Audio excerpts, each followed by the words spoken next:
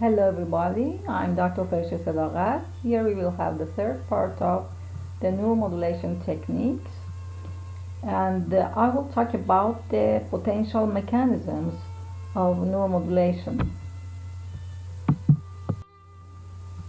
First of all, I am willing to emphasize that when physicians view their patients as their most important teachers, the mutual sense of gratitude and respect cements the duality of the relationship and enhances the clinical experience for both. This relationship with highly individualized therapies that will result in enhancing health and well-being using new and affordable technologies. The devices by themselves do nothing. Potential mechanisms of action can be effects on regional cerebral blood flow, effects on non-neuron structures, modification of synaptic microenvironment, long-term potentiation effects. Long-term potentiation is a persistent strengthening of synapses based on recent patterns of activity. Also, complex interaction with neurotransmitter system, modulating oscillatory brain activity and functional connectivity patterns. Cerebral blood flow and metabolism and neural network connectivity are altered in almost all neuropsychiatric pathologies. Here we can see the effects of tDCS in cerebral metabolism using FDG PET. Anodal tDCS induces increase in cerebral metabolism and also regional cerebral blood flow, while cathodal tDCS results in a decrease in cerebral metabolism and cerebral blood flow during and after stimulation. tDCS has effects on neuronal activity by modulating the membrane potential. Neuronal depolarization is frequently altered in neuropsychiatric pathologies, and tDCS modulates cortical excitability. A neuron fires when it receives a sufficiently strong stimulus. The depolarization response to a stimulus might be large enough to pass a threshold. In anodal stimulation, the neurons being affected by the current will reduce the firing threshold by a few millivolts. A smaller threshold results in more neurons firing. This causes a change in voltage, and a change in voltage causes the sodium and potassium channels to open, and the exchange of ions produces an action potential or an impulse. Through long-term potentiation, the suprathreshold spike activity of neurons enhances the neuronal connection and increases signaling through postsynaptic dendrites. As was said, they have effects on EEG power spectrum. Here you can see the alpha amplitude that reduces in frontal region comparing to sham group when doing tDCS over the left dorsolateral prefrontal cortex. And here we can see changes in delta, theta, alpha, and beta power of cathodal tDCS and sham tDCS, that is a placebo group, after you doing tDCS. And here we can see the quantitative EEG in a patient with migraine before and after 6 sessions of tDCS. We can see that before tDCS, she had reduced beta and high beta power, and after doing tDCS, her symptoms was better, and also we had a normal.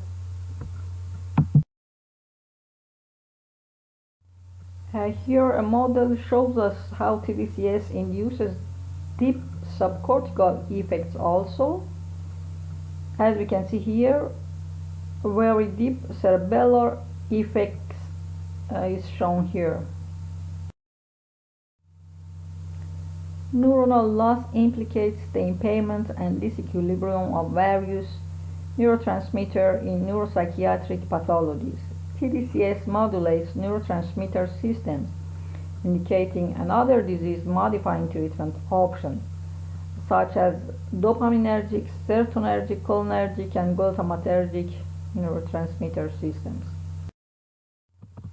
tDCS reduces the disequilibrium between excitatory and inhibitory neurotransmitter systems, as shown by magnetic resonance spectroscopy.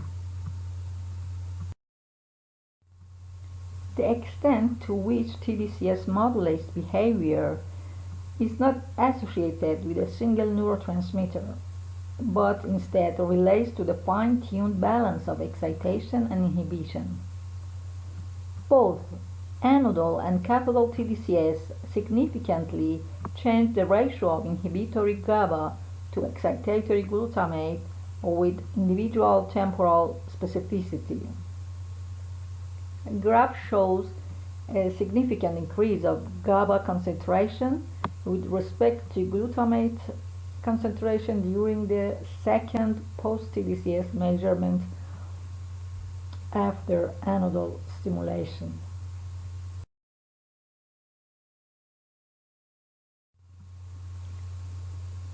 Recent work suggests glial activation and the alteration of intracellular cyclic AMP and calcium concentrations largely contribute to tDCS effects.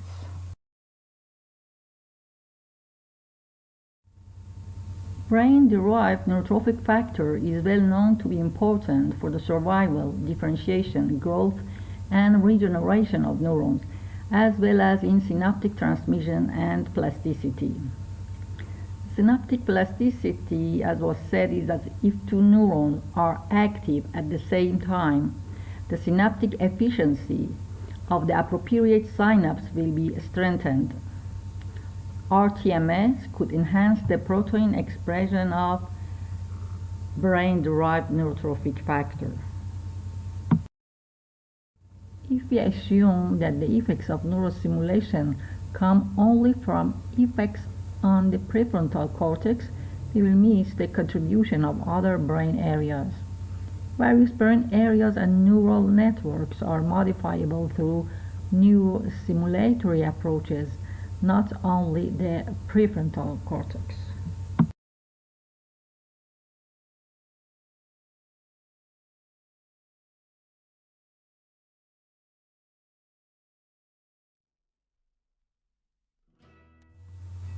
And here image shows positron emission tomography scan using a u-Opioid receptor selective radiotracer before and after transcranial direct current stimulation of the motor cortex. After tDCS, a decrease in opioid receptor, that is one of the important central neuromechanisms associated with pain perception and regulation, was demonstrated. Repetitive sessions of tDCS are necessary to revert ingrained neuroplastic changes that are related to the chronic pain. And here we had done a study with 25 patients with dementia in mild and moderate stages and 30 patients with mild cognitive impairment. They underwent 5 sessions of tDCS. 5 patients with dementia underwent sham tDCS, and also 6 patients with MCI underwent sham tDCS, that is a placebo one. A Montreal cognitive test was done before and after 1 month of the last tDCS.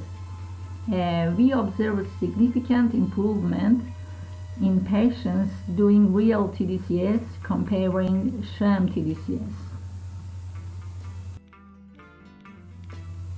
tDCS can help us in the cases of a stroke.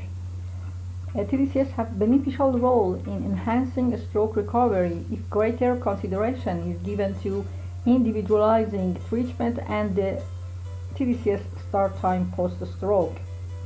Stimulation in stroke patients with hemiplegia shows that brain plasticity capacities are greater until 3 months after the stroke than after 1 year of stroke.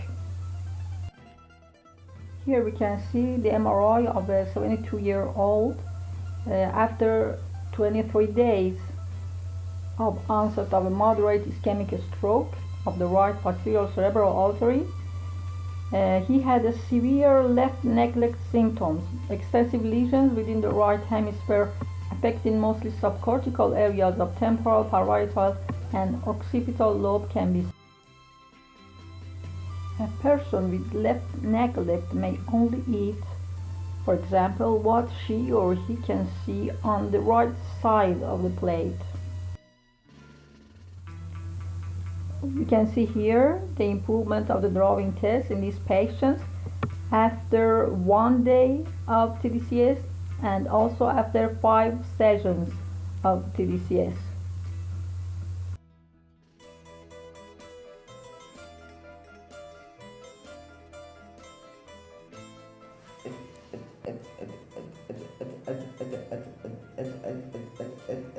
در یادداشت‌های اقتصادی با موضوع پیشبینی بازارهای مالی می‌کوشیم تکنیک‌های ساده شناخت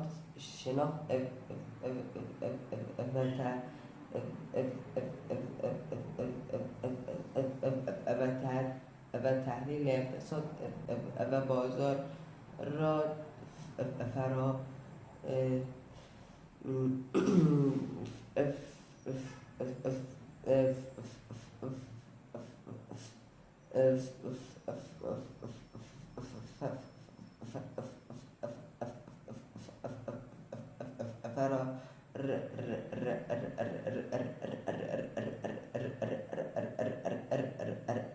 روی شما خوانندگان محترم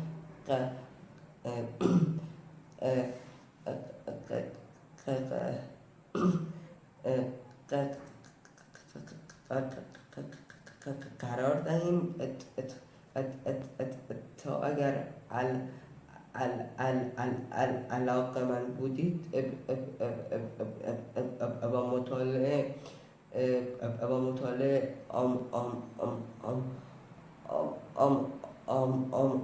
آموزش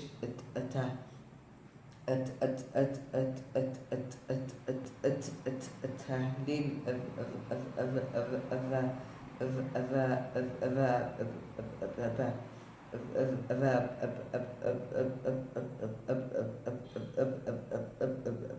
برنامه ریزی تصمیم های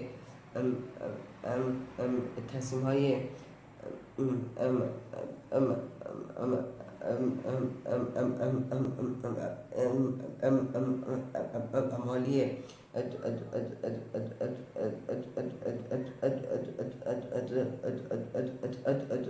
درست‌تر بگیرید.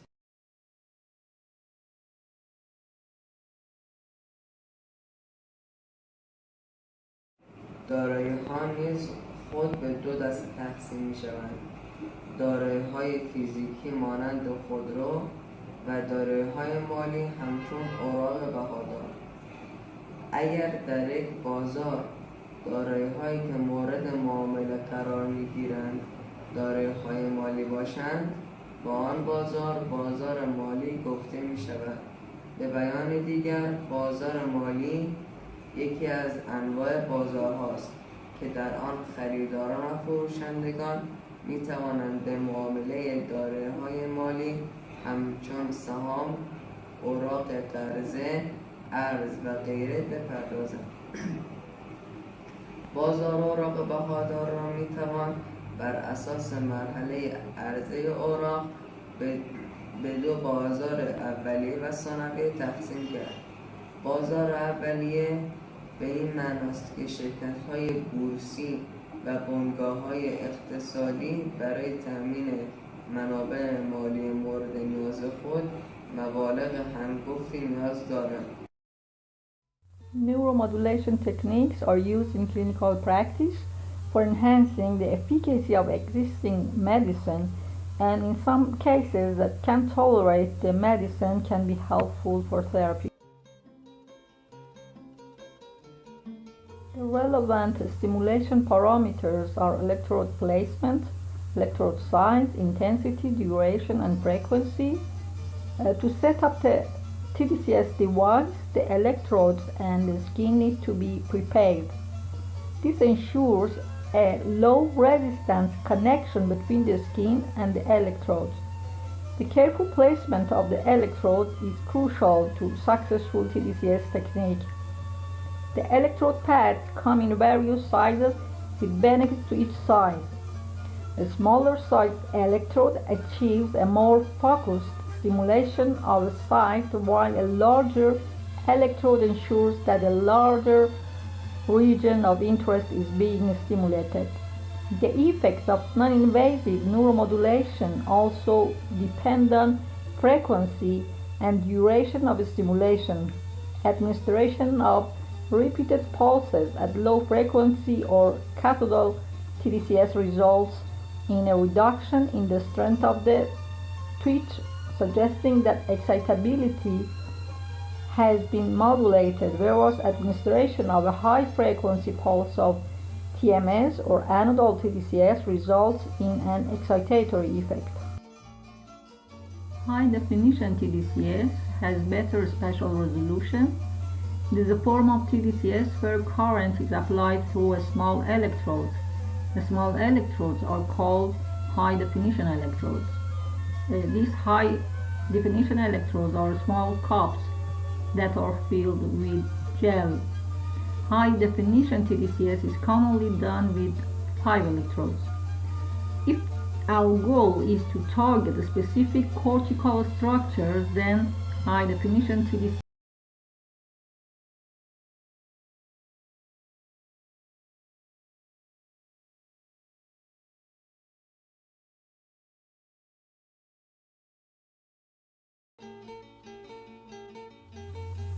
The most clinically affordable technique to follow up the patients after tDCS may be QEEG. Quantitative electroencephalograph has great potential for both mechanistic insight into temporal features of tDCS and value as a marker for intervention outcome.